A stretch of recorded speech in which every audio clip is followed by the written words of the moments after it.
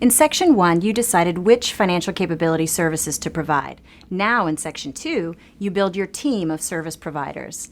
The title of this section's capstone tool, Deciding Who Will Deliver Services, says it all. Collectively, the tools in this section help you understand the available resources, in-house and external, that will best serve your clients. Depending on what you learn here in Section 2, you might decide to provide services in-house, refer your clients elsewhere, or partner with another organization to bring services on site. If you're offering more than one service, chances are you'll use a combination of these approaches. Tool 4 assesses your organization's capacity. First, you answer some framing questions about your organization's history with and commitment to financial capability.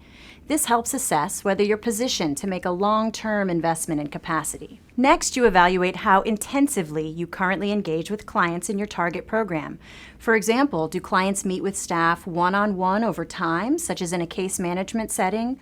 Or are client interactions low intensity and infrequent, such as in emergency assistance?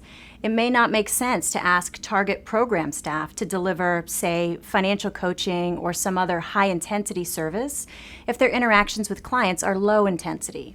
A referral or partnership approach may be a better option if there's a high-intensity, low-intensity mismatch. Next, you discern whether you have enough leadership support, funding, and staff capacity to deliver the planned services. To complete this part, you may need input from a variety of staff members, especially senior leaders. At the end of Tool 4, you summarize your organization's ability to deliver any of the proposed services using a DIY approach.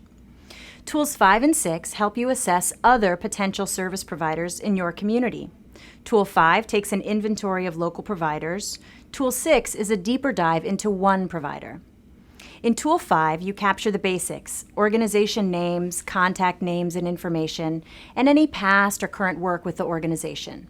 Before you start working on Tool 5, have your theory of change handy. It contains the list of services you plan to provide, so you don't waste time listing organizations that deliver services you aren't going to provide.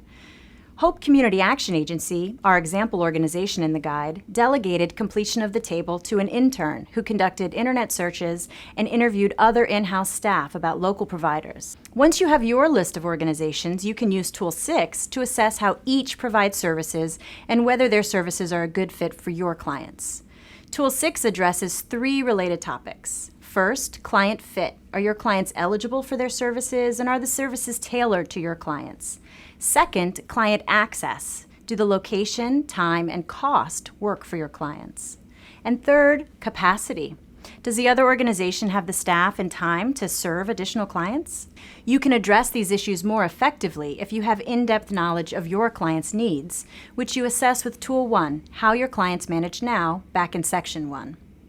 By the time you've completed Tools 4, 5, and 6, you have a pretty full picture of who can do what and how well it all fits with clients' needs, both internally and externally. Now, in the capstone tool, Deciding Who Will Deliver Services, you bring it all together.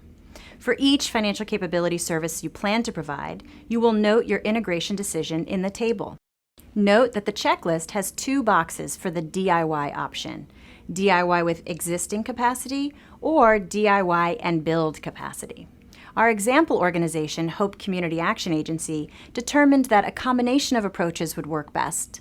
This is usually the case when you're integrating more than one service, especially if you have more than one target program, as Hope did with both youth housing and Head Start. All the members of Hope's integration planning team came together to work on Tool 7. They thoroughly documented not just their decisions and the basis for those decisions, but also the next steps in preparing for service delivery. We just mapped out how you can use all 4 tools as they're laid out, but you can use any of the tools in the guide in the way that best fits your needs. For example, some organizations only want a detailed directory of local providers, so they just complete Tools 5 and 6. However you use the tools, we encourage you to refer to the Hope Community Action Agency example for inspiration and guidance, and to use the tooltips for additional insights. In the next video, we'll walk through Section 3, Moving into Action, where you will develop a plan to implement each service using the approach you just selected.